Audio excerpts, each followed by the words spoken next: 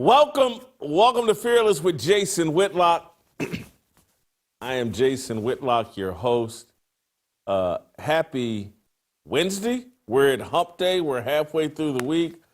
Thank you so much for joining me. Awesome show planned for you today. We got a panel again today. We're going to be joined by Delano, Shemeka, Anton Daniels, and a first-time guest on Fearless. Maybe you guys know him from social media, Zeke, Arkham. He's one of these oversized, muscled up. I think he's either a cop or a former cop. He's all over social media. I've been dying to have him on the show. We're going to have a panel discussion on the back half of this show about the immigration riots and what black people should do. Should we stay out of it? Are we going to get drawn into it? Are we already getting drawn into it as this thing spreads all over the country? So I'm excited about the panel discussion in the second half. We're about 45, 50 minutes from that. We're going to start the show with your favorite person and, you know, the brains of this operation, but who's carried by me, Steve Kim, the Korean Costas, is going to join me because we're going to talk about Aaron Rodgers. He's finally signed with the Pittsburgh Steelers. He's now announced that he's married. He's talking very positively about his relationship with Mike Tomlin. We'll talk about that. Simone Biles, speaking of football and Aaron Rodgers, maybe the Steelers should sign her. She's already backpedaling. Her PR team put out a statement. We'll get Steve's reaction to the statement Simone Biles put out, backpedaling on Riley Gaines and clarifying it. Competitive equity, whatever that is. We'll get into that with Steve. Angel Reese went off last night. Team got their brains beat in, but Angel Reese went off for 17 points last night and then cried in the post-game press conference. I'll give you a look at that and whether we should feel sorry for Angel Reese. And then Bob Costas, dear friend of mine, had some very negative things to say about Donald Trump. So we'll action-packed, jam-packed show. I want to thank our friends at Qualia Senolytics, the first of its kind formula designed to help your body naturally eliminate senescent cells. Senescent cells are basically zombie cells. They're dead cells that live in your body. Qualia Senolytics is at the forefront of the science understanding how senescent cells actually harm you during the aging process. Senolytics are a science field revolutionizing human aging. A big culprit behind that middle-aged feeling can be senescent cells, aka zombie cells, that linger in your body after their useful function, wasting your energy and resources. It's easy to understand the accumulation of zombie cells can lead to less energy, slower workout recovery, joint discomfort, and basically feeling old. Qualia Senolytics is a groundbreaking clinically tested supplement with 9 vegan plant-derived compounds that help your body naturally eliminate senescent cells, helping you feel years younger in just months. Very easy to use. You only take it twice a month, helping your body naturally eliminate zombie cells to age better at the cellular level. And Qualia's breakthrough formulation is vegan, non-GMO, and tested by leading scientists. Experience the science of feeling younger. Go to qualialife.com /Jason for up to 50% off your purchase. Use the promo code Jason for an additional 15%. Let me help you out here. Qualialife.com. That's QUALIA life.com /Jason for an extra 15% off your purchase. Your older self will thank you. And thanks to Qualia Life for sponsoring today's episode. Let's bring in the Korean Cosel. Cosel, I want to play you a clip of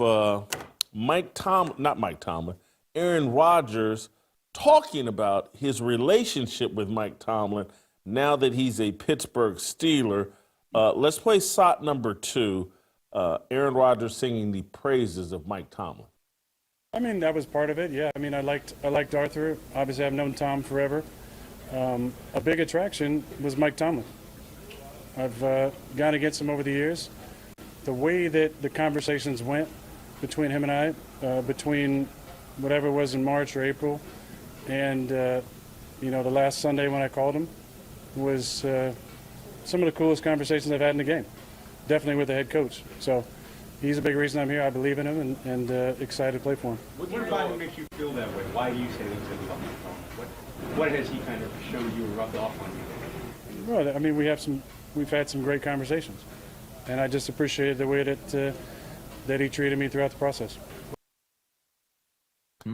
Throughout the process is the key word there, Steve. With Rodgers announcing that he's married, it now makes sense that he told the Steelers, hey, we're going to do this. I'm going to sign, but I'm getting married. There's things I want to do with my new wife and all this. And so the people that were saying that, hey, on June 10th, he's going to show up, everybody kind of had an understanding. And now that I know Aaron Rodgers got married in the last couple of months, to me, it all makes sense. And Aaron Rodgers' actions this offseason all make sense. Your thoughts? Yeah, first of all, right after I get off this segment, I'm going right to Danica Patrick's social media. Hell hath no fury, as they. I got to see what she has to say about this. I think this is a great sign for any Steeler fan that wants this to work. I've gotten the sense that the last couple of coaches that Rodgers has had, he's probably gotten along with them, probably liked them. I don't know if the full respect was there for Salah and the Frenchman Lafleur. Tomlin comes with Super Bowl rings and a track record. Now, the last decade has not been great in the postseason, but I've never really heard him be that effusive in terms of saying, hey, I like this guy. I can hitch my wagon to this coach. I want to make this work. And it's only going to work if Rodgers is all in. I really hope, and I'm going to repeat myself, that he takes it upon himself to be first in, last out every single day, because that is the role, that is the responsibility of a franchise quarterback. But this is why any talk of the Steelers rebuilding, it's not going to happen. If they're going to rebuild, they're going to rebuild with the new coach. They're going to have to completely start over. And again, I think this is a very, very hopeful sign for Steeler Nation. Yeah, I like the signing, and I'm certainly going to be rooting for Aaron Rodgers and Mike Tomlin. But it does, Rodgers is so polarizing in the media, it presents kind of an interesting dichotomy for the media. They love to simp for Mike Tomlin, and they love to hate Aaron Rodgers. So Aaron Rodgers and Mike Tomlin having a lot of success could be kind of a mixed bag for the media. Do you think the media, I mean, seriously, because they love Mike Tomlin. He's the greatest coach in the history of the NFL that's ever won one Super Bowl and appeared in another. What do you think the NFL woke media, what's going to be the play here for them to stay in the good graces of social media, root for Aaron Rodgers and Mike Tomlin, or root against them because they want to see Aaron Rodgers fail?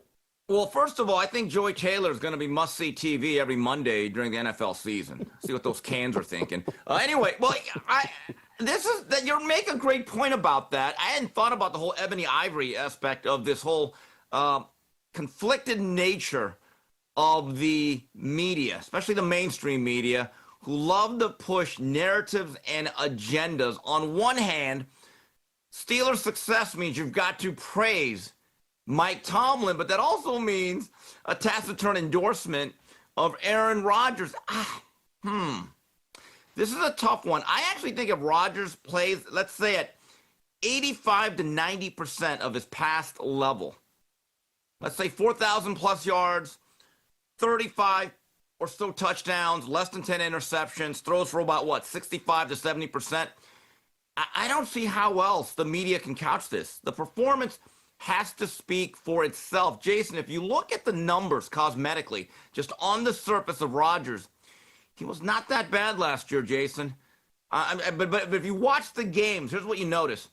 He misses throws that in the past he would hit blindfolded, and he does not have the spring in his legs, which was to be expected coming off that injury. But so this is the question is, does the love of the black coach trump the derision of the renegade white quarterback? Boy, that's a tough, Jason. That's a tough one. That I can't give you a clear answer on that as of right now. I think it's going to work, and I'm going to be rooting for it intensely.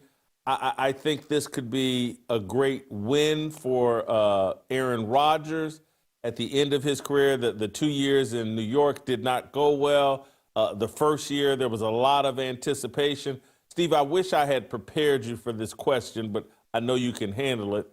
But I would say right now, today, a married Aaron Rodgers, married and attached to Mike Tomlin. I think this is the most fascinating story of the 2025 NFL season, the marriage of Mike Tomlin and Aaron Rodgers and what they have. Is there another story in the NFL that rivals that in terms of anticipation? Jason, it's clear the first month to month and a half until the Steelers fall off a cliff and they fall out of playoff contention, they are alongside, again, Shedeur Sanders and his status as the most highly coveted, overblown, third-string quarterback in National Football League history.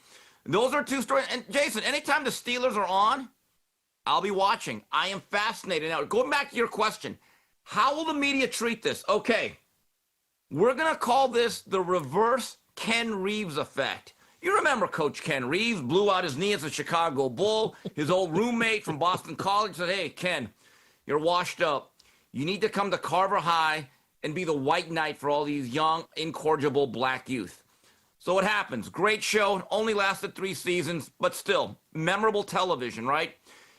If Aaron Rodgers plays well, and as long as he keeps praising Mike Tomlin and said, hey, Tomlin did this, I wouldn't be here without Tom.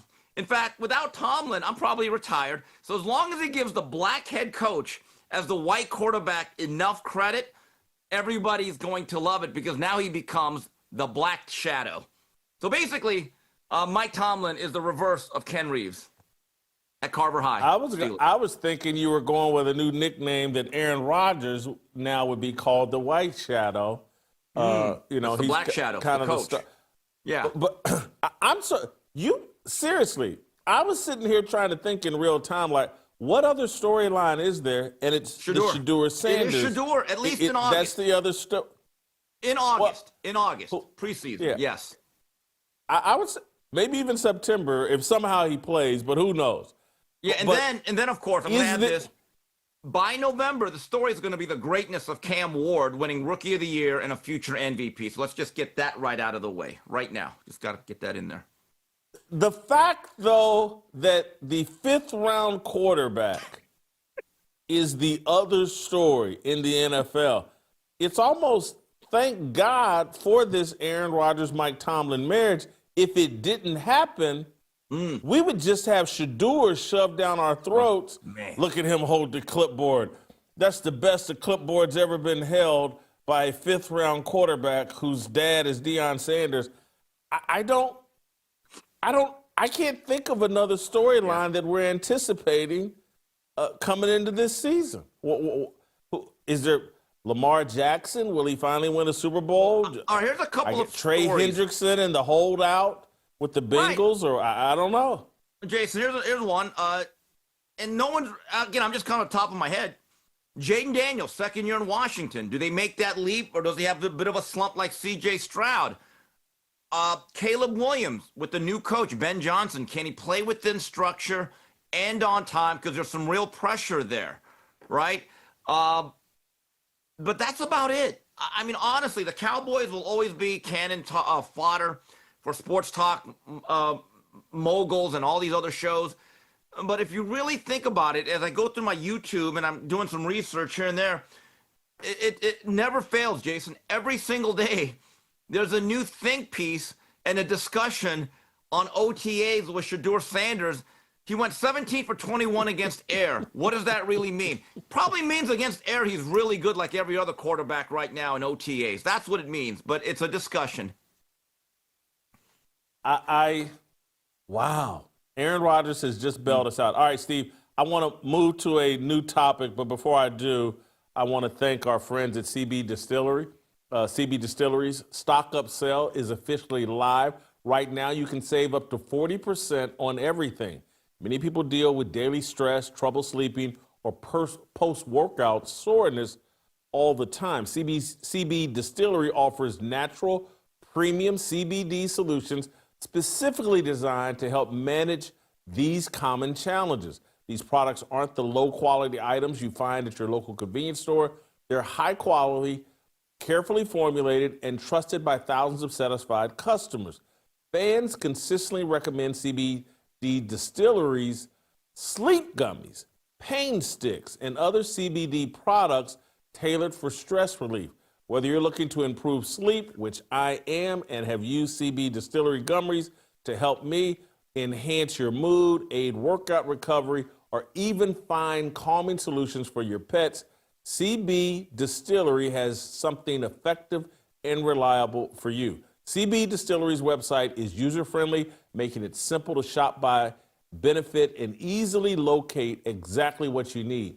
Each product is clearly described, ensuring you select the perfect CBD solution tailored for your lifestyle.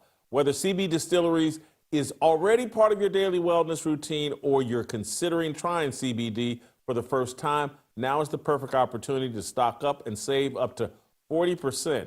If you're ready to experience better sleep and less stress, visit cbdistillery.com. Use the promo code VIP. That's cbdistillery.com, promo code VIP. Don't miss this chance to save big. Not available in Idaho, Iowa, and South Dakota. Steve, speaking of NFL training camp, Simone Biles is in midseason form. She's maybe in Super Bowl form. She's backpedaling very effectively here from the mess she created going after Riley Gaines. Let me read her tweet, and then we'll get both of our reactions. I wanted to follow up from my last tweets. I've always believed competitive equity and inclusivity are both essential in sport. The current system doesn't adequately balance these important principles, which often leads to frustration and heated exchanges, and it didn't help for me to get personal with Riley Gaines, which I apologize for. These are sensitive, complicated issues that I truly don't have the answers or solutions to, but I believe it starts with empathy and respect. I was not advocating for policies that compromise fairness in women's sports. My objection is to be singling out children for public scrutiny in ways that feel personal and harmful.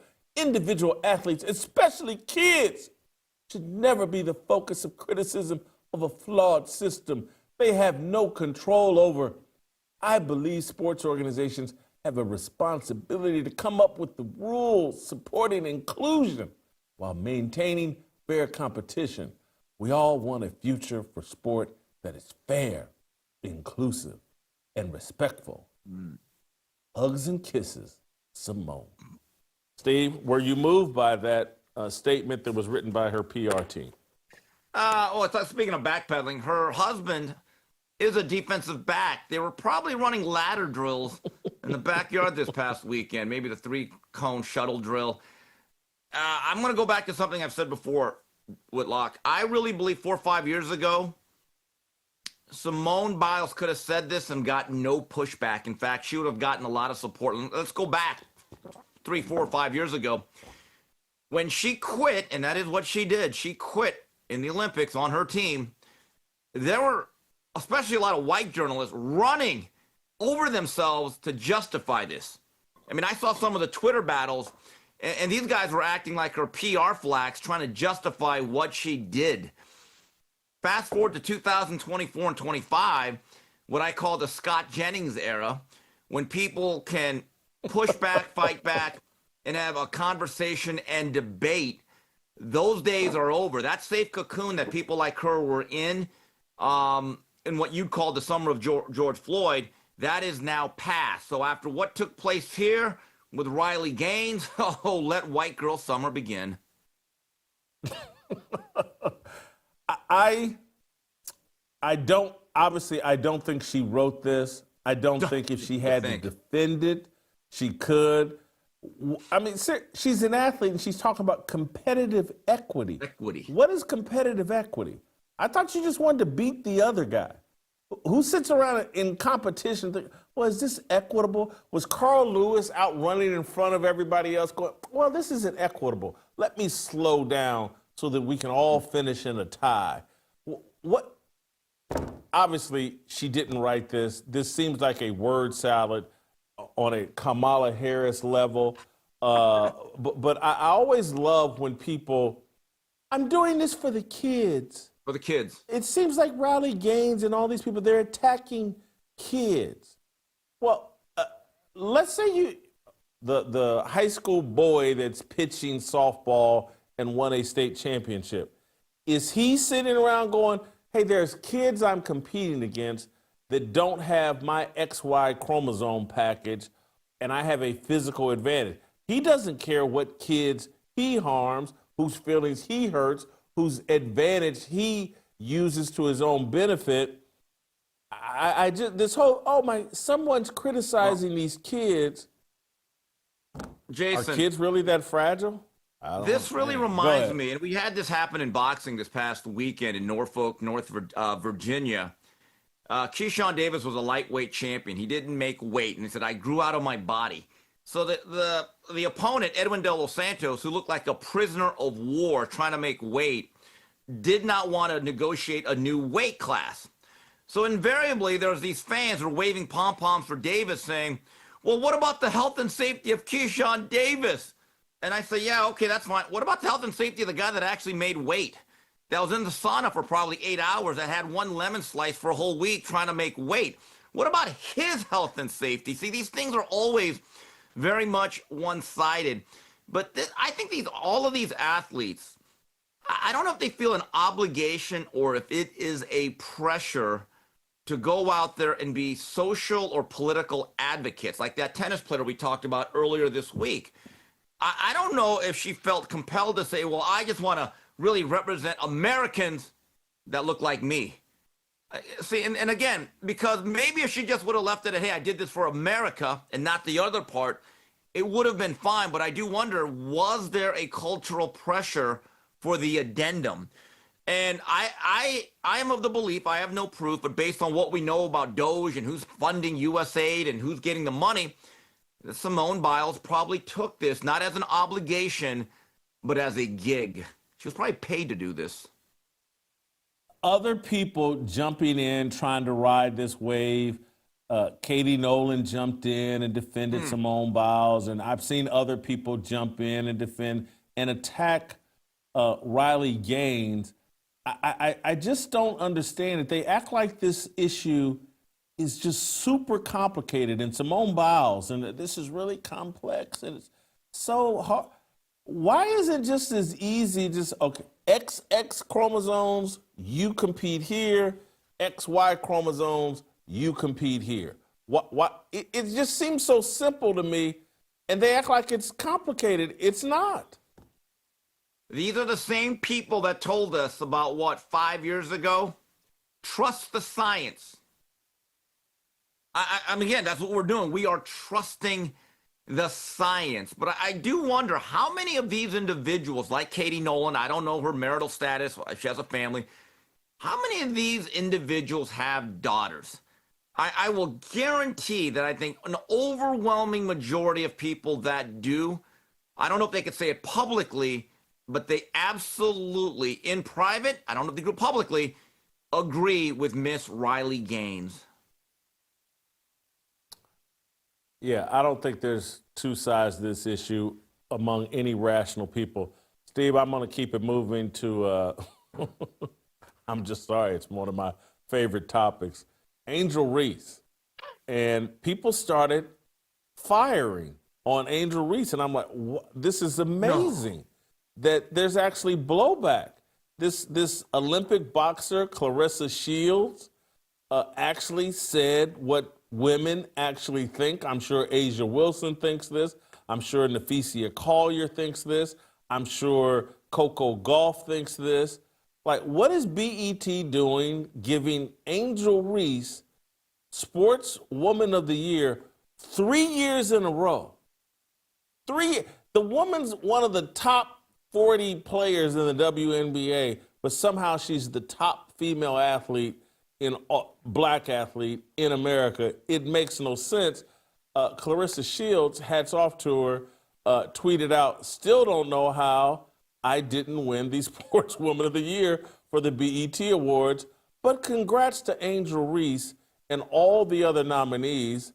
I just thought accolades mattered. Now, Clarissa tweets this out. She starts getting blowback. There have been other follow-up tweets from Clarissa where she's kind of backpedaled, but she's also just flat out stood her ground.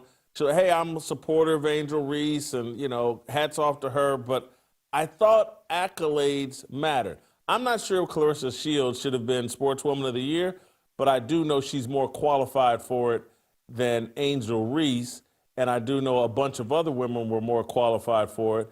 But it seems like this blowback from Clarissa Shields, this blowback on social media, Angel Reese becoming more and more of a laughingstock, is really eating at Angel Reese. Last night, got to give her credit, the team got their brains beat in. Angel Reese had 5 turnovers, but she did knock down 8 shots, and she only took 13. She knocked down a three-pointer, scored 17 points, I believe 12 rebounds in a loss to the Liberty. I contend it's primarily because Jonquel Jones, the New York Liberty's big woman, was out. But, that's me because I'm deep in the woods of the WNBA and actually know what's going on. But here's Angel Reese in the post-game press conference with veteran teammate Ariel Atkins, caping up for Angel Reese, and Angel Reese nailing herself to a cross and crocodile tears, and nobody knows how much trouble. Oh, anyway, play the clip. John, over here for She Got Game. For you, Angel, tonight you were extremely efficient, played with a lot of poise and confidence tonight. For for all the scrutiny you do receive online and stuff of that nature, what kind of messages a game like this send to them, as well as just the kind of momentum that this could build for you throughout the season? Yeah, I would say don't worry about what's going on online. I get so much love in person. I haven't ever had a negative encounter in person ever. And I've been going through this for 3 years. I've never had an encounter in person that was negative. So people online are behind the keyboard for a reason, and I don't worry about that stuff. I trust my work. My teammates trust me. And I was telling Miller today, like, she felt like she was having a rough day. And I was like, how many times have I had a rough day? And you picked me up. So don't get down on yourself. I know my teammates have my back, my coaches have my back, and that's all that really matters. I don't have to prove anything to anybody but myself and my teammates. Second row on the left. It's 23. I'm sorry. Can I say something? This is a 23-year-old kid, and the amount of crap that she gets on a day-to-day, and she still shows up. So whatever questions y'all got, like, about our team, basketball-wise, we appreciate it, but all the other nonsense, like, it's irrelevant. Like, we here to play basketball and do what we do. We having a hard time right now at the end of the day. Just a 23-year-old kid who handles herself with grace. Her crown is heavy. So whatever else, like, y'all want to come at her for the way that she acts, she has to build the wall. She has to have the wall. Because if she doesn't, people will break her down. Not only just because of the way she looks, but it's because of the way she carries herself. She doesn't just walk around and act like, oh, I'm this. No, she knows who she is. And we ain't going to break her down for that. So whatever other questions y'all got, like, I'm hoping it's just about basketball, maybe a box score question. But the kid's crown is heavy. Like, respect that. Yeah. God. This is all they do is wag their finger at the media.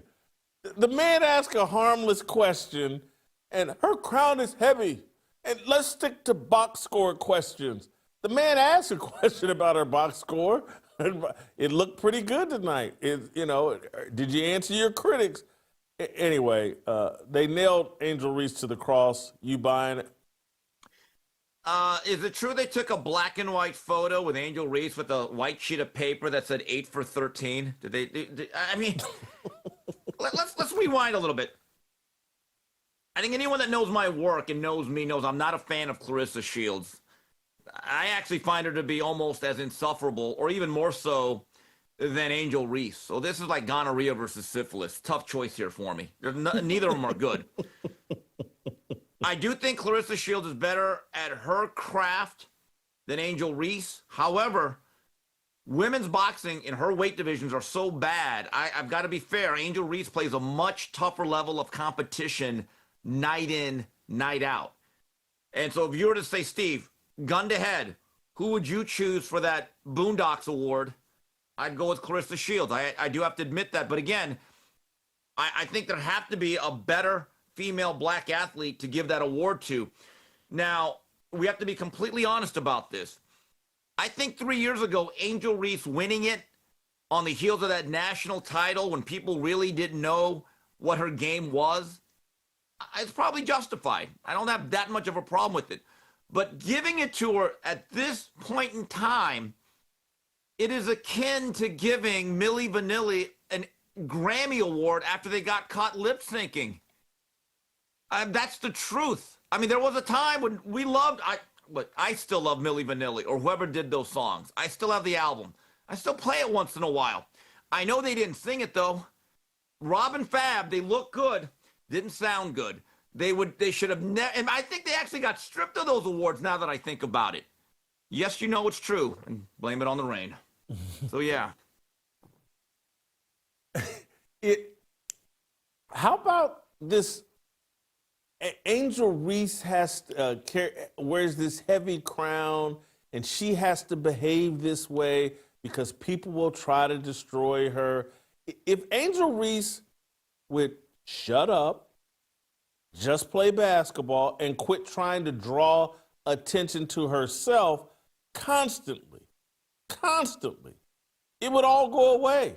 And she could just concentrate on basketball. There would be a lot less blowback. But this whole deal, like Angel Reese is just standing over here innocently. She didn't troll Caitlin Clark to produce her fame. She didn't try to have a fight with Caitlin Clark on the court over a inconsequential foul. Angel Reese running her mouth constantly, doing a podcast and all. She wants the attention, and she clearly can't handle it. And I'm not sure if any 23-year-old girl could handle being this villain that she seems to be courting. She's just not built for it. And Ariel Atkins caping up and wagging her finger at the media and acting like people are lobbing her softballs. No one in the media is trying to challenge Angel Reese. And she's a kid. She's a 23. I'm like, okay, first of all, at what point does adulthood kick in a little bit? The other thing is, and again, this goes back to that old Chris Rock line. And here she is. She shows up every day, right, per her contract. She plays basketball. She actually shows up to do her job. Great. You stay out of jail. You stay out of, what do you do? I feed my kids. I have a job. Good. What do you want, a cookie? I mean, think about how low the bar is for Miss Atkins. She shows up to fulfill her contractual duties. Well, next year she should probably win the Nobel Peace Prize then. Steve, are you not respecting the heaviness of her crown? The crown. You know, the kid's crown is heavy. Yeah. Yeah. That's this arrogance. She's a queen. She wears a crown. For what? For dressing half naked on IG and grabbing her own missed rebounds? What crown is she wearing? I respect the paper crowns they used to give out at Burger King. That was great fun, you know? Honestly. The issue is, and it's easy to say at this point now, we're still relatively early into the WNBA season when Atkins says, we all have her back. We all have her back. Jason, we've shown footage. Their teammates are getting a little bit annoyed by this whole thing. The me-bounds, the missed shots over and over again, them standing out there going, hey, like we're kind of open here. That gets really old. And now I guess Chicago's just getting blown out a lot, right? Aren't they just getting kind of Yes. crushed in every game? That stuff Yes. gets real old. You know, you will put up with a lot of things when you win. Talk to any athlete. Winning solves a lot of things. It's a deodorant.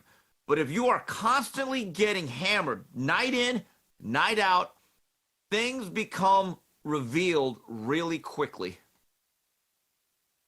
Yeah, this has an expiration date. I put, what did I say? Early July, maybe mid-July. I can't. Or maybe I said first week of July.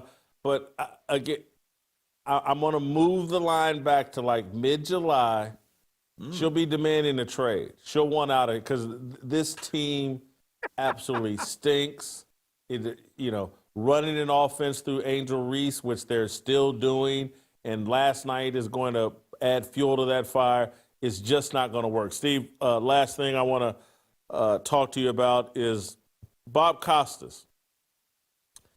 He's been a longtime critic of President Trump. It seems to be a requirement to stay in the good graces of the mainstream media. Bob's someone I respect, but Bob is blaming Trump for the media or for the media being hated or for American people for hating the media. It's all Trump's fault. Let's play the Bob Costas clip, and then we'll get Steve's reaction. Thomas Jefferson once said, if I should be able to, I'm paraphrasing here, if I should be able to retain only one of the amendments of the Constitution, it's the first one, the right to a free press, because that's the safeguard of democracy. And which does not mean that we are without fault. It does not mean that the legacy or mainstream media doesn't screw up from time to time or have blind spots or misplaced narratives. But if the answer to that is MAGA media, if the answer to that is Donald Trump's view of the world, which is only through a prism of what benefits him, there are no higher ideals, there are no principles at work other than what benefits him, I'll stay with where we are without correction if the correction is what Donald Trump represents. And what also has happened here is that because he is the president, to a certain extent, who he is and what he does and what is done in his name has been normalized so that responsible journalists have to pretend that there's always two sides to this. There really isn't two sides to much of what Donald Trump represents. If someone says,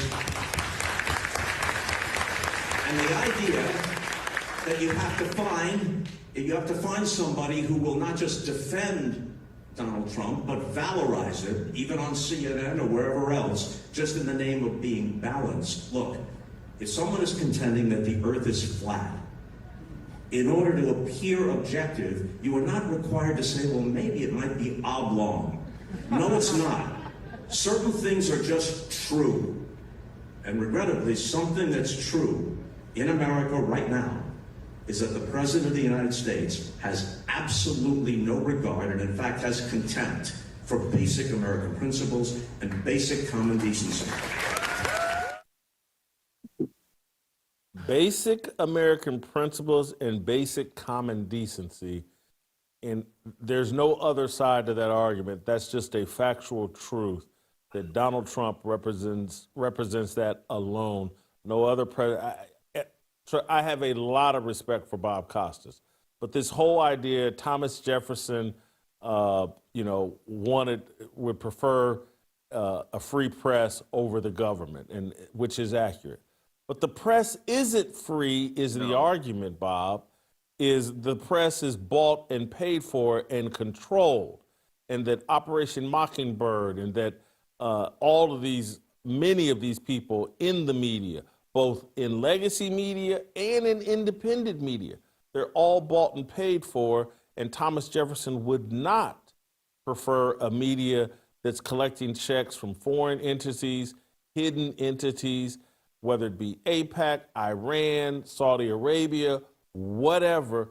That's not a free press. That's a bought and paid for press. And Yes. Anyway, your reaction to Bob Costas here. I'm going to paraphrase the words of the great Howard Cosell. Bob Costas was much more bearable when he would just rhapsodize about the infield fly rule, or when he'd lecture us about how the designated hitter was anti-American. I actually agreed with much of that. Here's the issue with Bob. Bob, did any of you have any criticisms or even mild critiques of the previous administration, which caused a lot of the issues that are flaring up today, opening them up the borders? Just as a sidebar, you know the great thing about Jimmy Carter dying when he did, holding on till his age? At least he died with the knowledge that he wasn't the worst president of his lifetime. It was Biden. And no one said a word. So here's the issue that I have with Bob Costas. Bob, there's really no such thing as two sides of a story. There's only one truth. That is the job of journalism. And this is where I believe a lot of the mainstream media really feels under pressure like never before. And I've told you this before, Jason. There are a lot of independent renegade media outlets that will basically tape and record everything that these outlets or these individuals say. That is the approved party message. And then as that flips 6 months later to another lie that they are now told, or the agenda that is now pushed, they'll play them back to back. I actually think there was a time long ago where the media could almost say anything and influence people, and there'd be blind allegiances. Not anymore. People have their own software, they have their own editing, and these guys are really, really good. But meanwhile, the media, they want you to take whatever they say. Meanwhile, these guys are at these uprisings, acting like Baghdad Bob. Things are burning, property being damaged, and telling you, hey, everything's okay. Like, this is the thing that really irks my nerve. Well, there's just isolated incidents of violence. First of all, one incident is too much. But see, what they're trying to do is trying to frame these things as to being acceptable. Meanwhile, cities are burning, there's property damage, people are losing their businesses, properties getting damaged, yet they want us to accept it. And now Bob Costas has an issue with the pushback. Bob ought to come off his ivory tower, because if you look at the actual polls, the majority of Americans actually agree with the immigration stance that he campaigned on. So again, I would ask Bob Costas, Bob, where do you live? Who do you live around? None of these things affects you, but you need to stop lecturing the American public.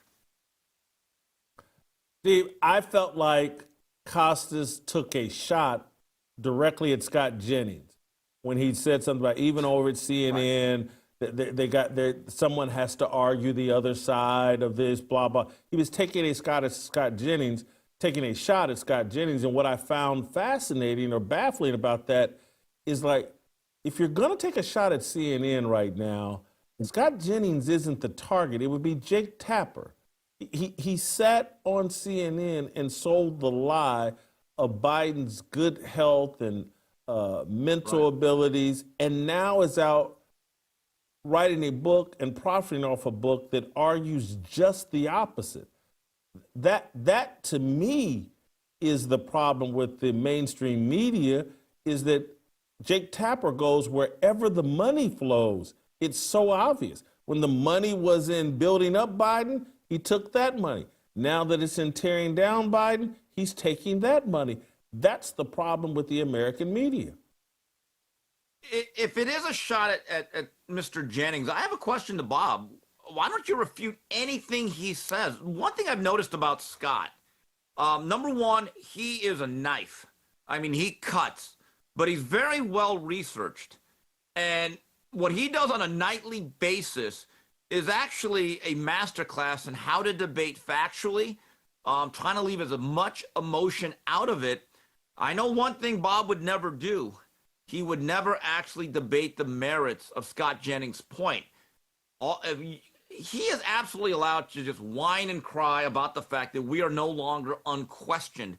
I think it's a long time coming. The reality is we actually still don't question the mainstream media enough. Steve, great job as always. I'm going to let you go. I got to get to our panel. We're going to talk about these immigration riots that are now starting to spread.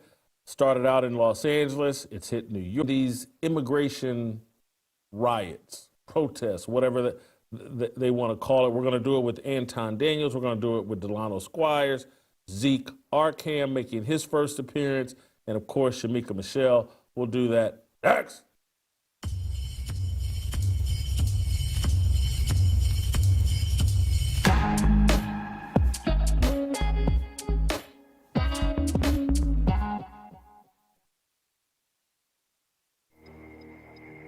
In this era of uncomfortable truth, can you handle the truth about Martin Luther King?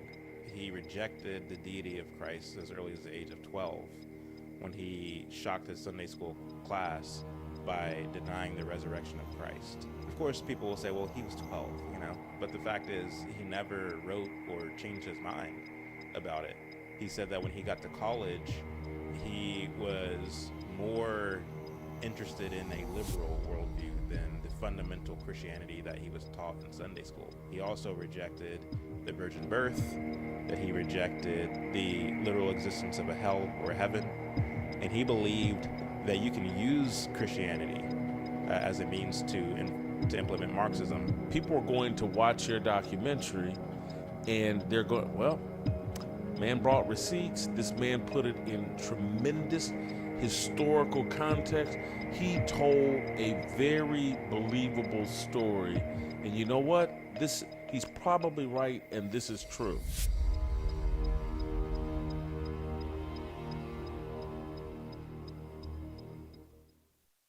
Your hair down, get you some of this laid on back. Kick them shoes off. Let's go, y'all. Sing with me. Come on. Let your hair down. We're going to do it better than that. Let's go here. Let your hair down. Yeah. Get you some of this laid on back. Kick your shoes off. Kick them off.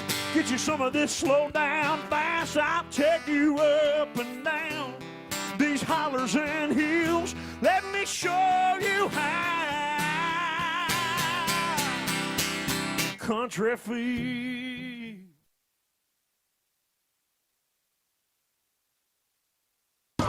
And even those who were out of step with what we are advocating, peaceful protest, did not create any violence. Nobody was shot, nobody was killed. Get it in your head. And so, when martial law is called, what are you going to say? I missed the point. Don't miss the point, you all.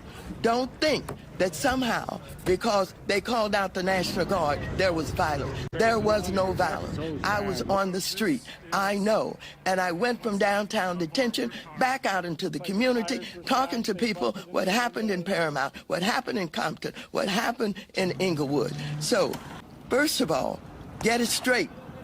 And don't just rely on what you're being told or the few incidents that you saw. All right, so that's Auntie Maxine Waters putting her spin on what you've been seeing on the news every night for the last 3 days. To me, things seem to be getting worse. And this Saturday, it's going to be protests nationwide. This seems planned and organized. I'm trying to figure out if black people, if we're going to get pulled into this, lumped into this, or are we going to support this the way Auntie Maxine seems to want us to? We're going to have this discussion with Anton Daniels, Zeke Arkham, Shemeka Michelle, and Delano Squires. Zeke, since it's your first appearance on the show, first of all, quickly, in 5-10 seconds. Oh, this is your second time you've been on the show? Yeah, second. You know, I've been on before. Oh, I'm old. I'm old. My memory's bad. Anyway, give your name, rank, and serial number. I couldn't. Are you a cop or a former cop? And then give me your take on what are black people going to do as it relates to this immigration protest, and what should we do? Yeah, Zeke Arkham. I live on Long Island, and I've been in law enforcement for 19 years. And as far as the riots and what's going on, and are black people going to get involved in this? I hope not. I hope not, because they're already showing you that they truly couldn't care less about black folk or what black folk are doing or how this impacts black folk. I've said before, all of this illegal immigration is going to directly impact Black communities. They're moving the illegal immigrants into Black communities. They're taking money that could be used for Black programs, Black education, Black jobs, and they're giving it all to the illegals. Black folks have gone on and on about reparations and the government owes me this. Yeah, well, guess what? The government is giving hundreds of millions of dollars to these illegals and they're putting you out to pasture. And guess what? They're saying you're going to vote for me anyway, so I don't have to do a thing for you. So as far as if Black folk are going to get involved in these protests, they might. The more low IQ ones might, but the smart ones are going to sit back and go, you know what? This has nothing to do with me. And if anything, the more illegals they get out of our community, the better our community will be. Anton, how is this playing out in your mind? What advice are you giving your listeners, followers, your audience? The biggest thing is that we've seen this before, and we've just seen it with regard to different issues. First of all, I think that a lot of these people that's out there are paid protesters. There are people that are paid to disrupt and create a narrative that ultimately is not going to work out for the best interests of the people that they serve. The second thing is everything is violent, and people can't wait for an opportunity to riot. They can't wait for an opportunity to break into stores. They create chaos and anarchy, and it shows the incompetence of the leaders that's in Los Angeles, that's in California, nationwide. And the minute that they see the opportunity to create disruption away from the fact that they're incompetent as leaders, this is what you start to see. And so what I'm starting to see from people, especially even the Black community, is that people are starting to wake up and saying, why should I go out there and protest? Because if you've noticed historically, the communities that are affected the most in these protests are the ones where they start to burn down the stores, where they start to see disinvest or they start to see certain companies remove themselves, where small businesses are hurt and harmed, where the property values continue to go down. And why would we burn up our own stuff? Why would we go out there with y'all when, first of all, y'all not even here legally? Why would I continue to pay my taxes so that you can get free health care? Why would I continue to support you when you fly in a Mexican flag over into our communities and in the United States of America? I don't even like the idea that we say this is a Mexican area or this is an Asian area. This is an American area. And so as long as you're here on American soil, because I can't go into another country and do what I want to do when I want to do it. I can't go over there and say, you know what, I'm going to stay as long as I want to, and I'm going to take up resources, and you're going to pay me, and you're going to make sure that I get free healthcare coverage. I have to be a contributing member to society. I have to do the things that I'm supposed to do. And actually, honestly, I think that Gavin Newsom is probably the dumbest leader that I've ever heard and seen in my entire life. Gavin Newsom don't even like y'all. Gavin Newsom is not on the ground. He has a lot of word salad. He communicates effectively, but more importantly, he understands that the real play for him, I think, is to run for president of the United States of America at some point, or at least position himself to. And Karen Bass is incompetent. Los Angeles is over $1 billion in a budget deficit on a yearly basis. They're down police officers, and they won't even work with the federal government in order to ensure that they have their community safe and to prevent ICE officers from being offended. So what makes you think that they're going to work in your best interest when they don't even care about the people in their own community? I think that Black people are wising up. I think that they're getting smarter, and I think that they're choosing to sit this out because they understand that none of these Democrats and none of these sanctuary cities are working on their best interest. It's actually worse off for them the more that they get involved and the more that they continue to support these liberal policies. Delano, I want to play a clip here of an MSNBC analyst comparing ICE to slave catchers. And I want to play it because there's a moral justification. Anytime anybody takes to the streets and protest, and maybe they turn a little violent, maybe they loot, and blah, everybody tries to morally justify it. But, well, you got to remember the 1960s, and these are the tactics MLK used. And it's like they use Black people as a heat shield and a justification and want to latch on to the morality of 1950s and 60s and try to dress it up. Let me play SOT number 8, and then I want your reaction. Play the clip. Now that folk have their red meat, Now that they're going to see the spectacle of quote unquote LA on fire, which it's not, right? What will happen? Will he activate the ugliness that got him in office in the first place? Will folk now declare why they love him? Because we know that he's always good on the immigration question. And then the second thing, this reminds me historically of it's not a clear analogy, but when the nation, when these political factions divided the nation in between slaveholders and slave catchers. When they made everybody with the fugitive slave law, all of us had to, if someone escaped, all of us had to return that particular piece of property to these folk. With ICE running around LA, forcing people to make choices. Will they protect their friends, their neighbors, their family members? Will they confront these folk and they're terrorized? I'm sitting here trying to figure out, right, what will the country stomach? Are they going to allow this man to do this? And the answer that I keep coming to is yes. Say more. I don't know what else to say. How can I? Here's the thing. Donald Trump, as a political charlatan of sorts, gives Americans license to be who they really are. They don't have to pretend. And when you see what they really are, who they really are, these people who support him, right? It's dark. Is that going to work, Delano? Jason, as soon as you said you were going to play that clip, I knew already it was going to be Eddie Glaude, because this is his play. This is what he does. Everything is he ties up in his race narratives.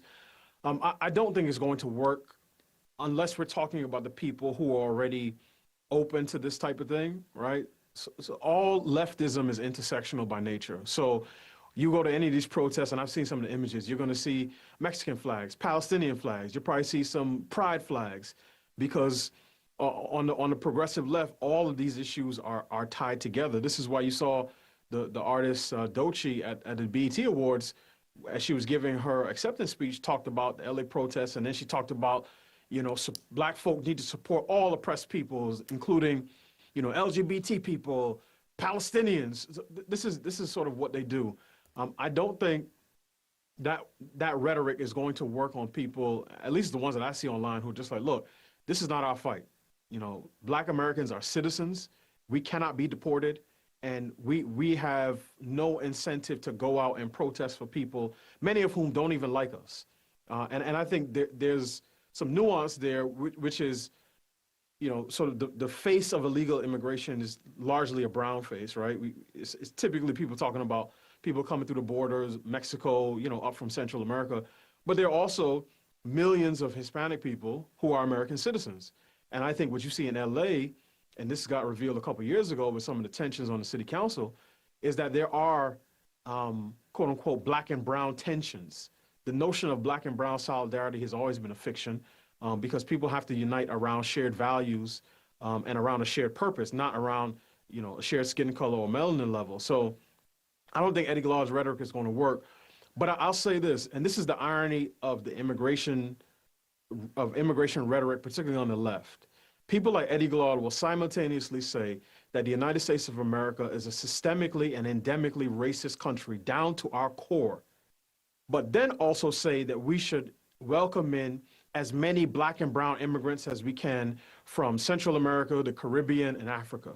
Now, my thing is this: if I go to a restaurant and I get terrible service, the food is trash, and I get sick after leaving there, the first thing I do is not tell my friends, hey, man, y'all should really go to this restaurant. I would tell them, stay away from this place. But for some reason, the left will say that America is a terrible place to be if you're a quote-unquote person of color, while also saying that it's wrong to prevent people from coming here illegally and wrong to repatriate them to their native brown or black nation. So I'm not surprised that he said it, because this is what they do on MSNBC, but I don't think that this rhetoric is going to work. Delano and Shemeka, I'm going to get to you here in a second, but I'm going to take your analogy and spin it a different way. Maybe Eddie and these others are saying, come to this restaurant, we're going to do a takeover. I'm going to make you the head chef. I'm going to make you the maitre d'. You're going to be the waiter. And next thing you know, and eventually I'm going to be the owner of this restaurant. So we want more of you in here so we can do this takeover. And there are people that, to me, are legitimately saying, like, I don't want my restaurant taken over. I built this restaurant. My father started this restaurant. My grandfather started this restaurant. My great-grandfather gave us the recipes for this restaurant. But their plan isn't, hey, just come in and visit this restaurant. Their plan is, this is a takeover, and it's a global takeover. No, I think you make a good point, right? I do think that the left thinks of it that way. It'd be nice if they would just say that openly. I would respect them more. I'd rather deal with a dog than a snake any day. But I think that there's something to that. This notion that if we sort of infiltrate these institutions, we can take them over and use them to our own purpose. But again, leftism is not a morally coherent worldview. These are the same people who will go to an immigration protest and wave a Palestinian flag, right? And talk about why we need to stump for Palestine. Will also be waving a pride flag and saying we celebrate all LGBTQIA 2S plus identities during the month of June. Well, those people couldn't go to Palestine and do that, right? They would get tossed off a bridge. So there's no way for leftism to cohere as a movement, because the different parts are always at tension with one another, which is why the feminists and the feminists, as you were been covering with the Simone Biles thing, are again at tension with each other. These people can't even define what a woman is. So the notion that you're going to get all these, the immigrants to come in and take over the United States, I think that's something that many conservatives, and especially some prominent white conservatives, fear. They talk about it often online. But I don't see any coherence in the things that they promote. So I don't think that Eddie Glaude is going to be successful with that type of rhetoric. Tiffany, Shemeka, I'm about to throw a grenade in your lap, and then I'm going to ask Anton and Zeke to follow in off this grenade I'm throwing in your lap. I'm going to stick with this restaurant takeover analogy. And I'm going to start by saying myself, like, hey, man, I like this restaurant. And you know what? The longer, initially when I was younger, let's say it was great American cuisine and, they served baked chicken, wasn't seasoned exactly the way that I like it. I preferred the fried chicken the way my mother, I love soul food, but this is great American cuisine. It's not blah, blah. And as I've gotten older, I was like, oh, wow, all that salt and everything I was throwing on my chicken, it's actually not healthy for me. I don't want this restaurant taken over. And the left and many black people, well, you're a sellout. Well, what do you mean? You don't want us to take this over and turn this into a soul food shack? And I'm like, no, I don't. Nope. I want that same cheeseburger. I want that grilled chicken now. I don't want your chitlins. They're no good for me. Am I a sellout for saying, like, I don't want this restaurant taken over? You know what? I like it the way them white folks was cooking that chicken. And, I've assimilated basically to, like, I like the taste of their food. It's actually healthier for me. Am I a sellout for thinking that? Well, Jason, I guess if you're a sellout, I'm a sellout as well, because I don't want certain music in that restaurant. I don't care, if it comes with the best tequila, toss the tequila over the border and just let it be. I don't want a bunch of cars parked outside the restaurant, and I don't want the blinds broken in the restaurant. So I don't like all of the change. My grandmother lives where I grew up. She's still there. She's 91. I think she's been there actually 60 something years. And I can see the change just from when I was a little girl. There are so many more people who don't look like me moving into the neighborhood, and I can't say they are taking care of it. I can also say I don't know what it would have looked like if some of the descendants of the people who actually owned the homes originally would have taken it over. I do know that sometimes gentrification works best because things look crazy and we're not taking care of our own communities. I wish we would do better at that. But I don't like all of the changes. And when it comes to whether or not they're going to get Black people to join in, I do think there will be some, because like Anton said earlier, people look for the opportunity to riot, get a free TV or what have you. But for those of us who have sense, for me, I know that there's an insane number of fathers separated from their kids. And I don't mean at the border, I mean in the prison system. And why? Because the majority of them there actually broke laws. So there's no way they're going to get me to feel sorry for a group of people who are intentionally breaking the law and think that I am supposed to stand up for that. I'm not. They can't pull on my heartstrings. This is what they typically do to Black people. They pull on our heartstrings and try to make us think every movement is just like, the oppression of Black people. I don't buy that. Illegal immigration is not the new Black. Just like for me, gay was not the new Black. It's not the same, and I'm not going to buy into it. I'll tell you the other thing, and Anton, I'm gonna come to you on this, and then Zeke, get ready. But I want to stick with this restaurant deal, Anton, and it's like profanity for me isn't the new Black, and I've rejected profanity, and I used to love profanity, and so when Shemeka's talking about the rap music and all this cursing and profanity, it impacts my heart, it impacts my worldview, and so all. If not Happy Days culture, making TV analogies. Anyway, me and Shemeka, are we sellouts? Should I be embarrassed for saying like, hey man, there's parts of these cultural deals I don't want anything to do with. They don't represent me as a Christian, and they're not healthy, and I'm rejecting that. I don't mind being a sellout. I'm cool with that. Because all selling out means to me, as far as how they try to describe it from our cultural norms, is walking away from the things that's the worst for us. I don't worry about what everybody else is talking about. The only thing I worry about is what's best for the people that's closely aligned with me. Even if we want to section ourselves off, even if we want to talk about community, my community is the people that's going in the same direction as me. My community is the people that believe the same as me. And I think that we differ slightly when it comes to cursing, because I love cursing. I believe that me saying a word a certain type of way, it puts a little bit more of an emphasis on it, and it really drives the point home. And so maybe God got to work on me a little bit more as far as my mouth, or me being a little bit more of a sailor.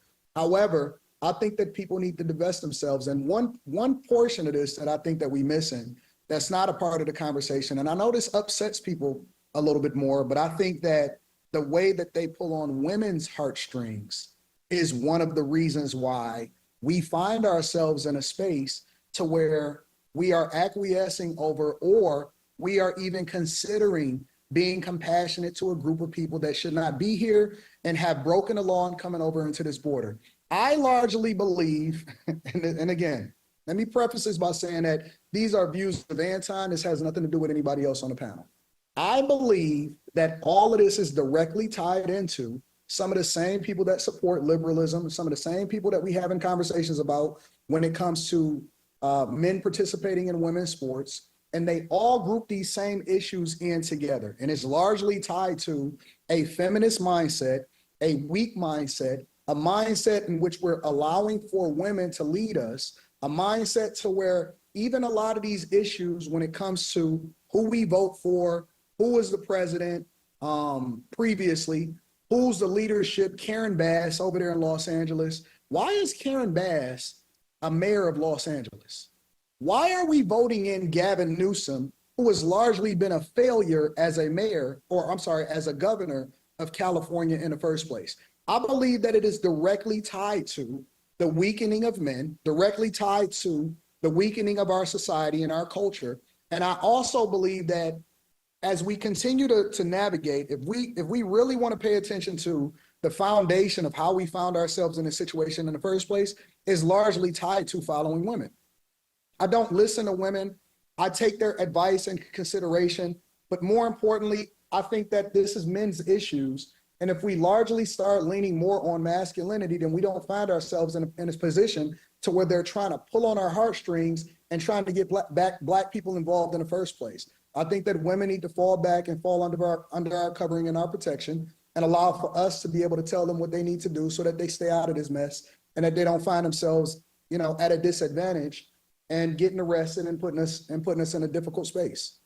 I tie this directly to our cultural norms, and our cultural norms are largely based around feminism, homosexuality, and the things that's worse for us. You almost had me speaking in tongues. I almost caught the Holy Ghost there. Holy cow. Man just took us to church. Zeke, what do you think about what Anton just said? I largely agree with it. I have nothing else to really contribute towards that. To go with the restaurant analogy, though, I would just say that a big part of liberalism and leftism is saying, hey, listen, they can take over your restaurant. Don't take over mine. We all saw what happened at Martha's Vineyard, where they brought the illegals up there. And within, 30 minutes, they had the National Guard round them all up and take them over. They lined up and said, oh, we love you. We're so happy you're here. Now get them out. All the left does is try to appeal to emotion. If it's not the slavery comparison, there's the slave catchers going and catching slaves and bringing them back. No, they're not, because you're here illegally. You can avoid this entire process just by going back to where you came from, wherever it might be. And then they do, it's, these same people who support ICE would have told on Anne Frank. No, it's not, because Anne Frank didn't commit any crimes. Again, you can avoid this entire process just by going right back over the border. The same way you came in is the same way you can leave. And then they try to do different things. Oh, well, you're not a real Christian. You're not a real this. You're not that. You're not a good person. Yes, I am. And your opinion of me really doesn't matter when it comes to the safety and security of our country. We want to keep our country safe. We want to keep our country secure. If you want to come here, all we're asking is that you do it the right way, which when you listen to people like AOC or when you listen to Jasmine Crockett, the first thing they say is, oh, well, it's not against the law. Well, how else would you categorize it? How else would you then say you're here illegally? You came here, you're not paying taxes, you're not contributing to the greater good. Your children are taking up seats in school that my kid could be in. You're buying houses, you're buying property somehow. I don't know how, I'm still trying to figure that one out. But somehow you're evading the system. And this is not a struggle for Black folk. This is not a struggle for anyone else. This is a struggle for people who came in and did it the wrong way. So if the process is bringing them back, remember, Obama deported, 3 million people, and no one raised an eyebrow over this? If the process is to send them back, then we can go ahead and send them back, and it's their fight. I don't support criminals. Of course, I can't. I'm in law enforcement. I don't support criminals. I wouldn't support someone coming in and robbing a house. I wouldn't support someone coming in and burglarizing something. I wouldn't support someone robbing old women and old grannies who are going across the street. Just the same way, I'm not going to support someone who is here illegally, knows they're here illegally, and is doing nothing to fix the process. Can we throw something else in there really quickly? These people, please. Liberals and Democrats, a lot of times, they'll sit there and tell you, hey, listen, these people are paying taxes and all of this stuff. They not. They lying, they finessing, they stealing, they cheating. And I'll give you the game. I'm gonna tell you how it is that they doing. First of all, a lot of them working under the table and they're not paying taxes. Also, their dollar, once they get it, don't circulate in our community and it doesn't go into us. It's sent back home. In the restaurant game, even in the business game, right? A lot of these people are receiving food stamps. A lot of these people are receiving government assistance, welfare, and all of that. And what they do is, one of the reasons why they never have to learn the language is, let's just say, for example, there's a lot of Asians that are getting arrested and sent back to their countries also. It's not just Mexicans, it's not just Hispanics, it's not just Haitians, it's a lot of these people, right? And what they do, for example, is they create a job for themselves because they don't have any kind of real skill set that is transferable. And then a lot of times they're not necessarily here, to contribute to American society. So they create a job for themselves. So let's say, for example, they create a restaurant, right? And I've owned restaurants and I've seen this. And so what happens is, because they don't have to report income in the same way that we do as a W-2, a lot of times they are cash-based business. So they're underreporting. A lot of times they work there and they've learned how to finesse the system to where they can still get government assistance. And a lot of people are wondering, how are they able to level up a lot of times? They're able to get government assistance by underreporting on income. And because you can't report a lot of the income from a business perspective to the IRS or to the federal government, or there's no 1040 that they file that actually is an accurate report of their adjusted gross income, what happens is they get more government assistance. That government assistance is then used to buy some of the products that they use to cook for you guys. And they buy it at Costco, they go to Sam's Club, and whereas you have to take the profits from your business and reinvest it back into it, they then use that government assistance, those food stamps, because if they really want to find all of the fraud, waste, and abuse, they need to kick a lot of these people off of the government system. They use that to go and buy the very products that they use to then cook for you, and then they sell it back to you at the same price or lower reduced price, and then you're trying to figure out why you can't compete. So the game is to be sold, it's not told. And if you've ever walked behind some of these people inside of these big box stores, inside a restaurant depot, they are 100% leveraging the federal government and the funds that are contributed by taxpayers to buy some of the very same products that they then rebrand, reuse, or cook, and then they sell it back to you at a higher price or slightly lower than some of the same businesses that's competing against them and doing it the right way. So it is leverage. It is taking advantage of the system. And they are 100% creating these businesses that they're working, that they don't hire nobody else for, and they're not even paying taxes at the same rate as you, because a lot of these same businesses are cash-based businesses. They are not businesses where people are actually having an electronic footprint to where the government will actually track them down and find out what's going on. So when y'all are listening to these liberals and you listening to this governor, you listening to Jasmine Crockett, she don't know.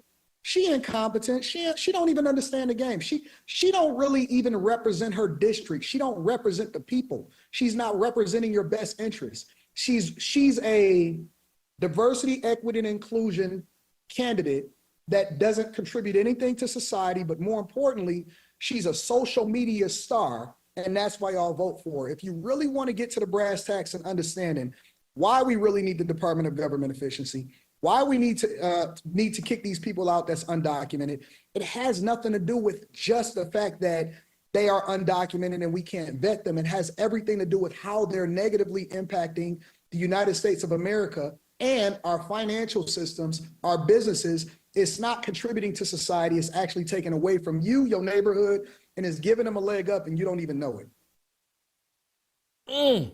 Good stuff, Anton. Delano, I want you to react to Anton's connecting all of this to feminism, and that that is what is leading Black people, the Black community, whatever that is, astray. Well, I definitely would agree in terms of the role that feminism has played in leading to our community's sort of decline. Certainly, I mean, we talk about that all the time, but first and foremost with respect to the family, right? How it connects to immigration, you know, I'm not necessarily sure I follow all the threads that Anton was pulling on, but I respect his analysis. I think that Hold the for 1 immigration... second. Hold on. Put a pin there 1 second. I'm sorry for cutting you off. But I think his argument is that this whole empathy and sympathy thing, everybody, again, we just played a clip, I think, earlier today, Simone Biles saying something about empathy. Everything should start with empathy and blah. That's a feminine emotion. You can't do a society based on where the foundational principle is empathy. It's got to be order, obedience to God. You know, it's not about empathy. And so I've seen it. I've seen it with women in my own life during Trump's first administration. Called me up, said, "You see what Trump's doing with the kids at the border? They're separate." And I'm like, hey, that's an edited clip. That's out of context, and get out of your emotions. Them kids can go on back across the border just like they mom and daddy can or whatever. But I think that's what he said. We're over Well, flooded why shouldn't they with be separated toxic from their family? empathy. Is what I'm trying to understand. Why should if I get arrested for doing something that I'm not supposed to do as an American citizen, I get separated from my family. I got to go to jail. What I'm trying to understand is what is it that he doesn't understand, or what is it that he don't agree with? I'm not saying that I didn't agree. Again, it was the connection between feminism and immigration. And again, if the point is about empathy, then I certainly see that, several books, including Jason, Ali Beth Stuckey wrote a book on toxic empathy. And I do think that that's a big part of what drives, some of these debates where you have even elected officials who have more empathy and sympathy for, the guy that they describe as the Maryland dad who got deported, I think, sent back to Venezuela, than they do the victims of crime who the Laken and Rileys, people who've been actually killed by people who are in this country illegally. So I think that's a big problem. I don't think it's just a feminism problem. I think largely in our country, many of these issues are politically coded. So people have empathy for the people that they agree with and people that they like. We saw this in 2020. If you were pro BLM, you were fine with the protests. Then people started to switch things around. Obviously, the public health authorities were saying protests are fine if you're protesting, systemic racism. But protests are not fine if you're protesting the lockdowns. So I think a lot of it is politically coded. But I'll say this, Jason, because you talked about you were pushing forward, the restaurant analogy. I don't think the discussion is as clear and precise as we are making it sound. Let me explain what I mean when I say that. There's a Supreme Court case right now. It's the Mahmoud case that has to deal with parental opt-outs in a school system in Montgomery County, Maryland, right? The school system wanted to push LGBT stuff on the parents, and the parents were saying, no, we want to be able to opt out of that. This went through district court, made its way to the Supreme Court, because the school system said, you can't opt out of it. We don't want to allow you. The people who are pushing the opt-out, right, who want to be able to take their kids out, are largely immigrants, some of them from Ethiopia, from the Middle East. The people on the other side, and I remember this because I remember when the protests a couple years back, who are pushing for the LGBT, indoctrination, were, at least from the protests, from what I saw, largely white liberals. And I bring that up because when people talk about assimilation in America today, I'm not talking about in 1940, I'm not talking about when the Irish and Italians came over and they took Anglicanized names and they went to public schools and everybody said the Pledge of Allegiance and the Star Spangled Banner. I'm talking about today. Almost all assimilation today moves first and second generation immigrants to the political left. That's the way that assimilation is working ideologically. So in some respects, the people who have been running the restaurant, right? Now, they will run a restaurant in the neighborhood that they don't live in. They'll drive to this restaurant. They'll run this restaurant. They'll hang all of the banners and the flags that'll tell you what their politics are. Then they'll go back and drive back to their safe neighborhood. But these are the people who are pushing many of the things that we fight against.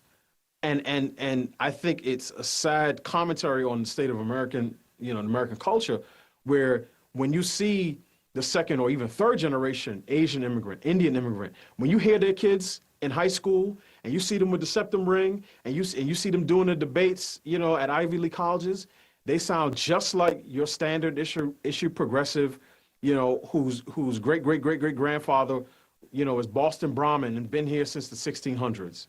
So it's to me, it's less about the demographic and more about the values, the principles. And I agree with you. Like I'm to the point now where it's like if I hear trap music playing in a particular venue, I'm turning around, especially if I'm with my wife and my kids. Like we've left restaurants where I walk in, I got reservations for brunch, and my wife was like, "Why did you pick this place? They got the little the fake grass on the thing with the neon lights and the DJ pumping. And I said, all right, let's go somewhere. Let's go somewhere. Let's take the kids somewhere else.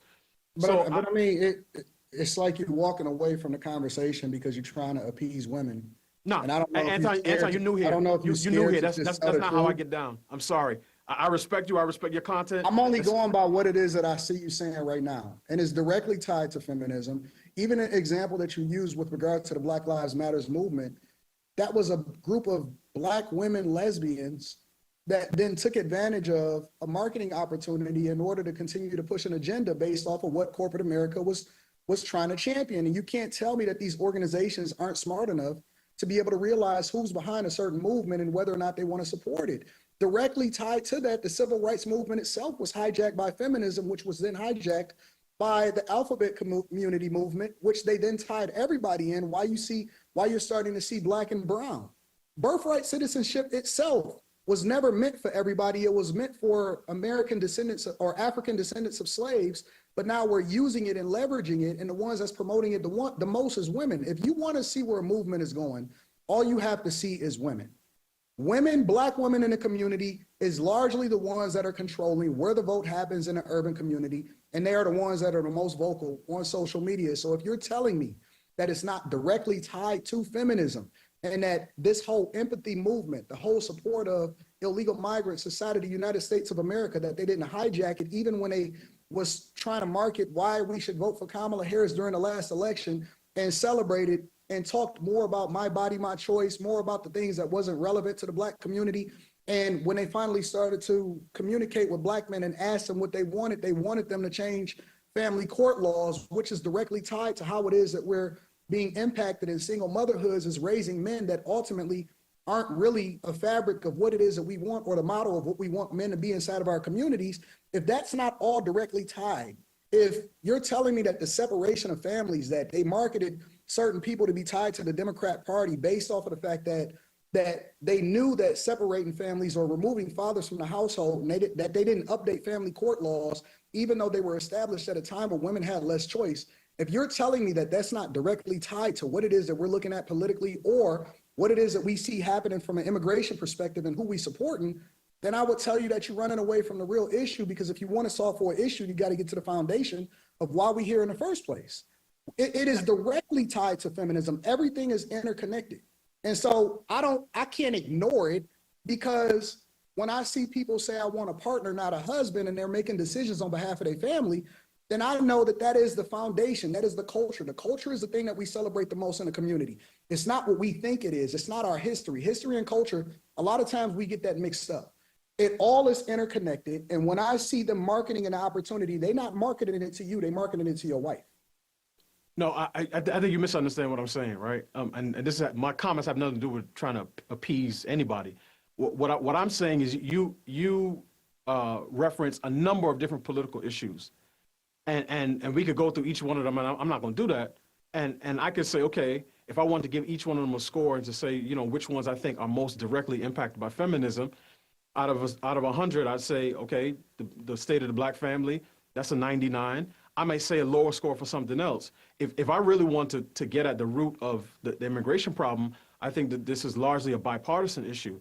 The left likes more illegal immigrants in the country because eventually they see that we're going to have more people to vote for us. The right is open to more illegal immigrants in the country because they think we're going to have a source of cheaper labor, which is why. But when did that switch? When did it change? I'm not sure when it changed, but it's been like that for decades now. This wasn't an issue between Democrats and Republicans.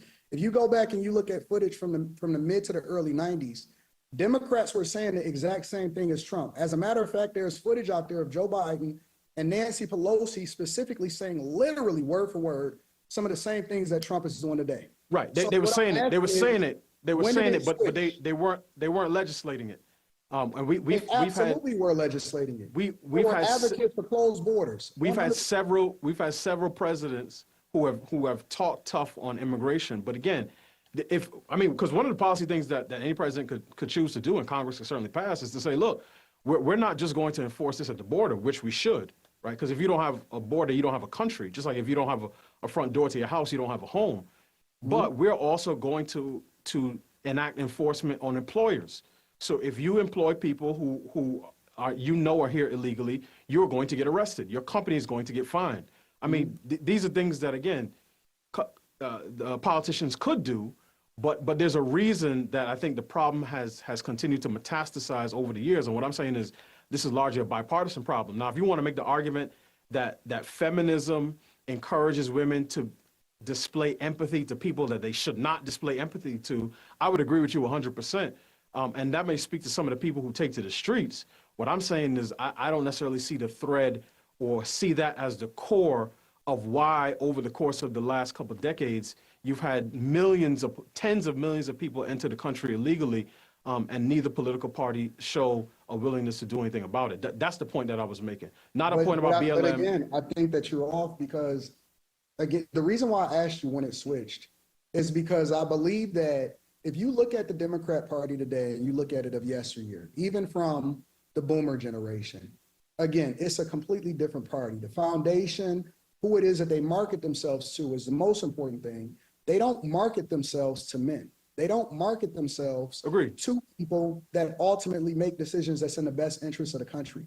They market themselves to people that more or less align with a feminist or a feminism and their ideologies, which is the LGBTQ community, which is women that largely is taking a larger role in what happened from a political perspective. They are marketing more women in order to become a part of all of our legislative branches. You do see the rise of a Kamala Harris, which is being pushed on us, not something that we absolutely voted for. You did see the rise of Bill Clinton's wife. I don't even want to say her name because I don't really care for her that much. You see feminism taking over the liberal party, which is largely playing a role in how it is that we're operating from a societal perspective. So if you're saying that— Let me jump in here for a quick second. Let me jump in for a quick second. And keep me, Delano, and Anton on screen if possible. But as Richard Steele, the referee, I just want to jump in and say that the reason why I lean to Anton's direction is I'm just stating a fundamental truth. Men settle differences, and it may be ugly, and someone may die in settling their differences. And it's unfortunate when it goes to that length. But when it's a group of men arguing, eventually it comes to a conclusion. Once you inject women, and people are less likely to be aggressive with women, kill women, settle something, because it's always a compromise, because a lot of times men are sitting there thinking, my sex life is riding on reaching a compromise decision with this woman. When it's a group of men and there's no sexual ramifications to settling things, things tend to get settled. I think what Anton is arguing, and it's certainly something I believe, you inject women into all this leadership stuff and they have a say, the fights never end, nothing gets settled. There is no, hey, I'm the head of this family and I know that you don't like this, but this is what we're doing. It's just an endless thing. And so what I think Anton is somewhat arguing, I don't want to put words in his mouth, is like, hey, back when women weren't really into politics, Democrats and Republicans actually used to have fights and settle things when it was just a group of men, because men sit there and just logically, and I look at, we are just overflowing with empathy to the point, we can't, as black people, it's very difficult for us to say, hey man, George Floyd, he brought that on himself. If we dialed the clock back 50 years, everybody black would be. They had a saying back in Indianapolis when my mother and father were growing up about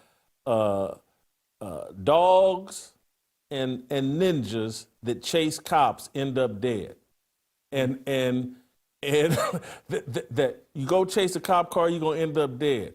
And that's what I saw. When I look at George Floyd, I was like, man, this dude was chasing a cop car, and I'm not surprised he's dead, and I'm going to keep it moving. Instead, we all have all this empathy for George Floyd, and we all pretend like that could be us. That could happen to me. And there's not one thing that happened to George Floyd that I ever thought could happen to me. I'm not going to be passing fake $20 bills.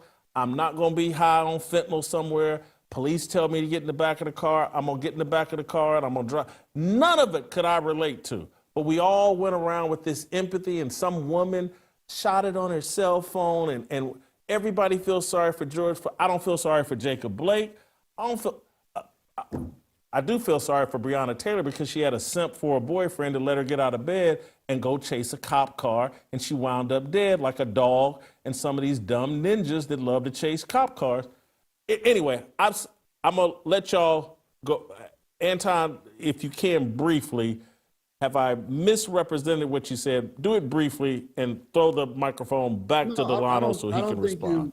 I don't think you misrepresenting what I'm saying. I'm just saying that at the foundation, if you want to solve for a problem, I just think that you got to get to the root cause of the issue. I think that we putting lipstick on a pig a lot of times, just only looking at it on the surface. And I think that the foundation of what's wrong with this country and the foundation of what's wrong with both parties a lot of times is that we pander to, we acquiesce to, and we do not truly get to the root cause of the issue, which I think that a lot of it is rooted in feminism and the fact that women now have the ability to choose for themselves. And the more freedom that they've had, the more often they've chosen wrong. And we decided to follow them as a country and as a nation. Delano. No, I mean, again, the general analysis, I don't disagree with. What I'm hesitant to do, Jason, is to fall into one of the left's traps, right? So if we were watching a panel of black progressives, whatever issues you could find in the black community, they're going to say, well, this is caused by racism. And they will give you sort of a long analysis, a historical analysis, and say, look, all these things was caused by racism. And the thing that we see today, so whether that's the breakdown in our families or poor school outcomes or poor health outcomes or gentrification or any other issue that they come up with, they're going to say this is caused by racism and white supremacy. And what I'm saying is, like, I'm hesitant to do that with any issue, you know, and to say this one thing is the cause of all these other things. Now, again, I can analyze it and say in certain instances, absolutely. In other instances, it's a little bit more of a stretch. So that's the only point that I was making on like this. What? Give me an example. An example of what specifically? An example of why it would be a little bit more of a stretch or why it only slightly contributes to the issue. As I said, like if we're talking about the state of the black family and the issue is feminism, I say absolutely. I say feminism deceive women into thinking that they don't need a husband, to thinking that the home is a prison, to thinking that marriage is a tool of oppression, to thinking that their children are a burden, and that they are better off submitting to their boss than they are to their husband. That's easy, right? 99% overlap.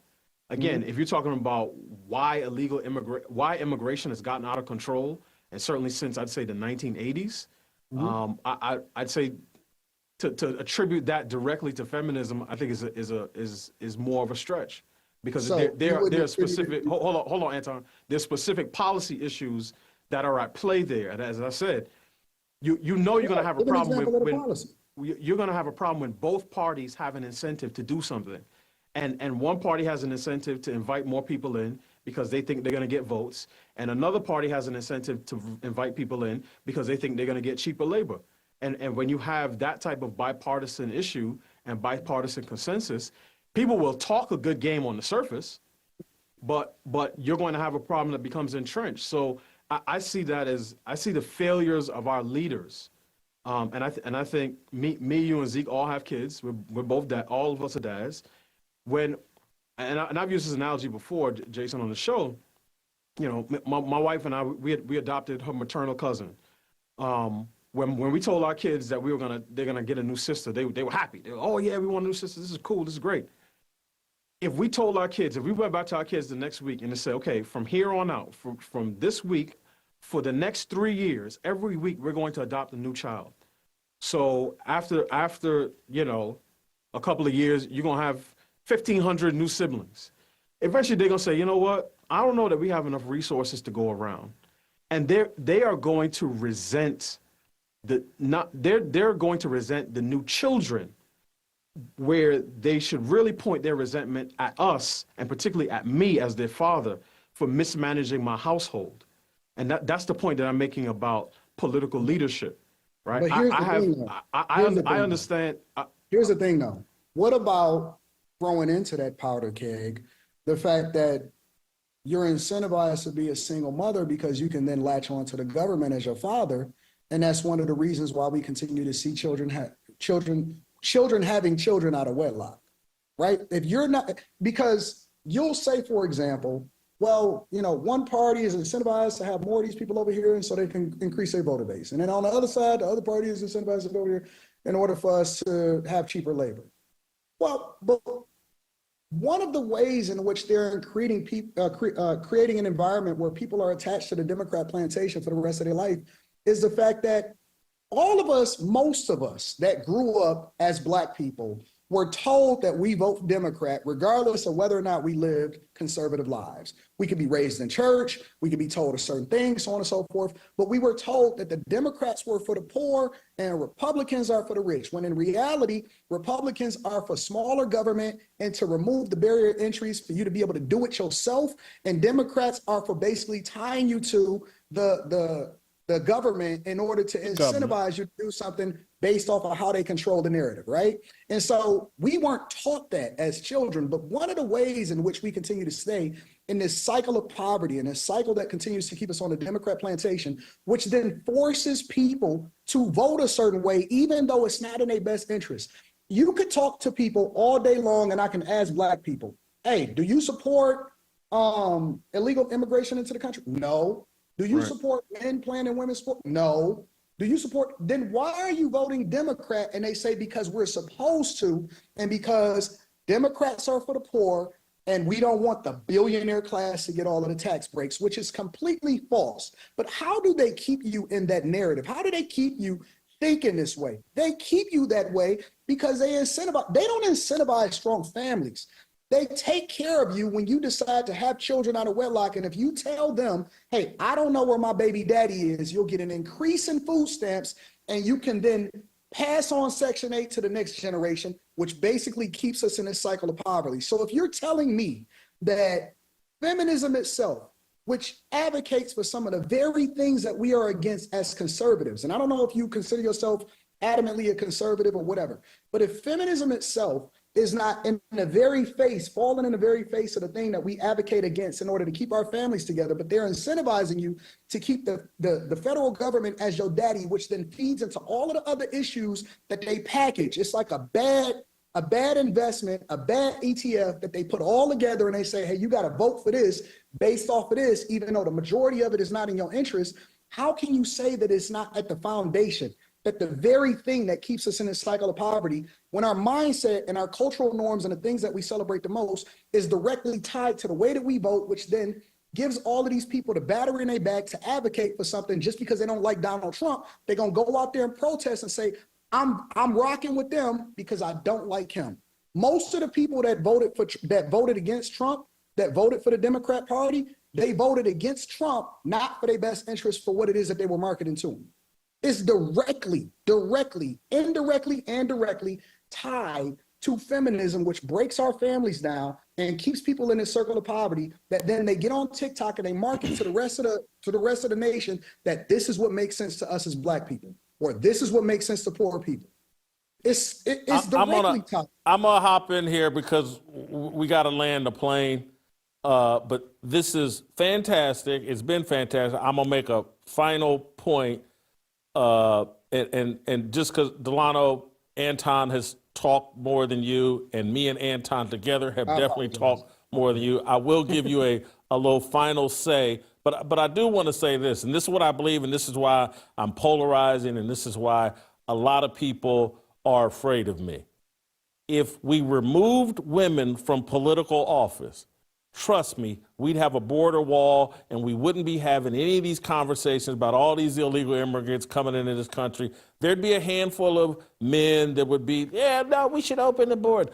But a group of men with no women involved, we'd have a border wall and we wouldn't be having any of this madness. Men know, hey, look, man, just anybody just can't come up in here. And men know that now that we're sharing power with women and they're all up in high, and they all get to vote and they got high political office, we want to make sure we take the right positions so that these women respect us, and primarily they've sexually leveraged us. This is why this is all tied to sexual compromise and sexual leverage. Women are using their vaginas to control us. I think these things are indisputable. And so virtually everything, and I'll go, Delano, this is where I do want you to respond just from a biblical point of view. When I hear Anton's argument, think about my own argument, I just go to Genesis and say, well, hold on, man. They told me that Eve did something in the garden and Adam wasn't around. Then he came around and then God was like, hey, man, what's going on here, Adam? How did you let this woman take you down this path? And so the Bible, to me, my understanding of it is like women's nature to disobey God and to get into mischief, and men being a simp and letting that woman drag them places they shouldn't be. That is the genesis of all problems. That's why I tend to side with Anton here, is just like us simping for women and women using their vagina as leverage over us has created a massive nightmare that we can't even tell people like, nah, man, we got a border. There's a legal process to getting into this country. You ain't following it. I just feel like we remove women from the whole deal. Everybody understands that. If we remove women from the whole deal, we wouldn't have Nancy Pelosi and Maxine Waters running around and pretending like George Floyd has just cleaned himself up and he was going to discover the cure for cancer. Didn't someone just this week, was it some woman or maybe it was some man, didn't someone just say, Donald Trump is deporting people? Maybe it was Michael Moore, who might as well be a woman. Donald Trump is deporting people that may cure cancer. But these MS-13 gang members are going to cure, get them up out of here. And if we get a few people who's the guy over in El Salvador that we made this big deal about? I don't even care if we were wrong for shipping him home. There's going to be some collateral damage in any cleanup process. I'm sorry. Delano, I'm going to take 2-3 minutes, give your final thought. Shemeka, I'm going to give you a final thought too, because you've been waiting patiently. But just let's land the plane here, Delano, but I do want to give you a final thought. No. I think, again, I broadly agree with both of y'all in terms of the corrosive nature of feminism. But again, if we're talking about immigration specifically, I'm not talking about the whole smorgasbord of political issues. We're talking about immigration specifically. One of the things, Jason, that if you talk to a lot of conservatives, the only times that they will criticize Ronald Reagan for two things. One, he did while he was governor of California. One, he did while he was president.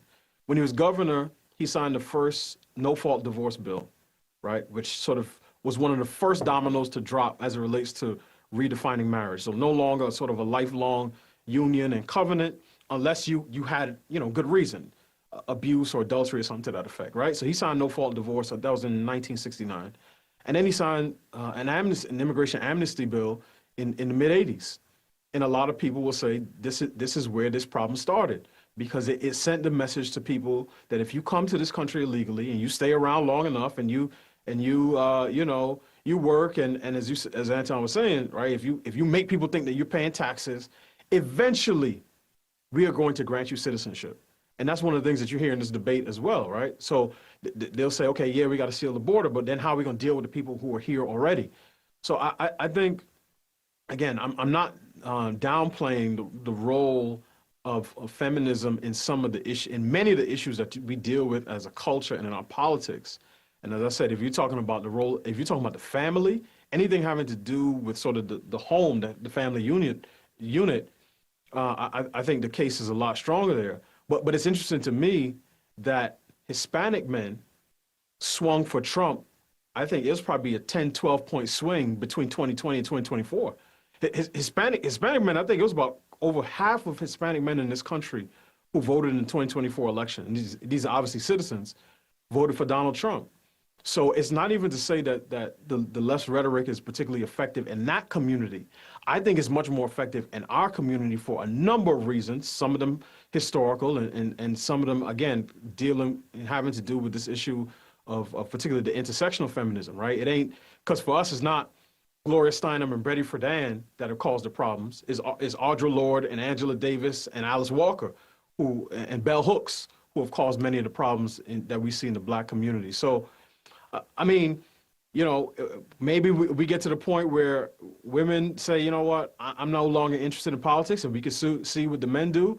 But when I look on both the left and increasingly on the right, I see a lot of guys who don't show me that they have the spine to do what needs to be done. And maybe part of that is because they're trying to placate. Women have removed their spines. Yeah. Right. Yeah, women have removed their spine. We're having two different discussions because we're talking past each other. Yeah. So I got to land the plane. That's it. We're talking past each other. You're talking left and right, conservative, liberal. I'm talking, I think Anton's talking men and women, patriarchy versus matriarchy. What's the real root cause? I don't think it's left, right. I think it's man, woman. I think it's patriarchy, matriarchy. Shemeka, I'm going to let you land the plane here. You get a final thought. Thank you for waiting patiently. Anton, thank you. Great job as always. But Shemeka, I'm going to cater and bow to Shemeka just so I want to make sure Shemeka likes me when this show's over. I'm going to be a simp. And so, Shemeka, please, say something nice about me and land the plane. Thank you. I just want to know if any of you need anything from the kitchen. That's all I have. I like Miracle Whip on my sandwich. Thank you. I hope everybody enjoyed this. I certainly did. We'll play tomorrow, and we'll see you tomorrow.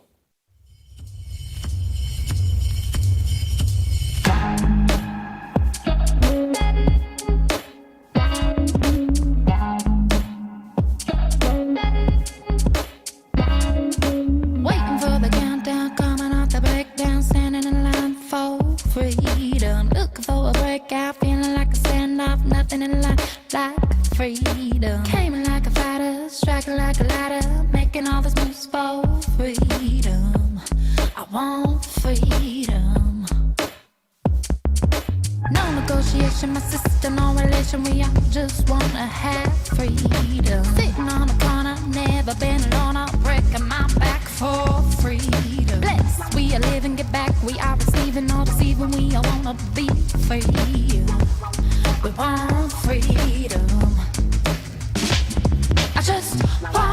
I wanna be, I wanna be, I wanna be, I